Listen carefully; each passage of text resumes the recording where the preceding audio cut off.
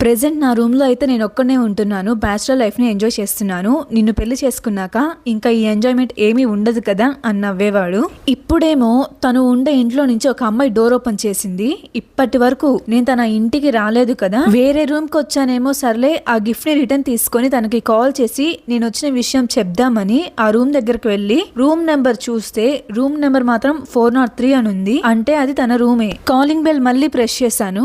Calling bell press చేయగానే ఈసారి మా టీమ్ లీడర్ డోర్ ఓపెన్ చేశాడు. నన్ను చూడగానే అతని ఫేస్ లో ఎలాంటి ఎక్స్ప్రెషన్ లేదు, నన్ను అలానే చూస్తున్నాడు. వెంటనే ఆ అమ్మాయి కూడా వచ్చింది. రూమ్ లో ఒక్కడవే ఉంటున్నానన్నావు కదా, ఎవరు తను? నాకు ఇవ్వాల్సిన ఆన్సర్ ఏమైనా ఉందా? నేను అనుకున్నదే కరెక్ట్ అనుకోమంటావా అనగానే తెలుగులో కాకుండా ఇంగ్లీష్ లో మాట్లాడడం స్టార్ట్ చేశాడు. నువ్వు అనుకునేదేం కాదులే, రా వచ్చి కూర్చో అని ఆ అమ్మాయిని లోపలికి తీసుకెళ్లి ఏదో చెప్పి బయటకు తీసుకొచ్చాడు. అంటే హాల్లోకి. కాఫీ తాగుతావా, టీ తాగుతావా? మర్చిపోయాను, నువ్వు తాగేది మిల్క్ కదా అని ఆ అమ్మాయిని చూస్తూ వెళ్ళి పాలు తీసుకొని రా అని తెలుగులో చెప్పాడు.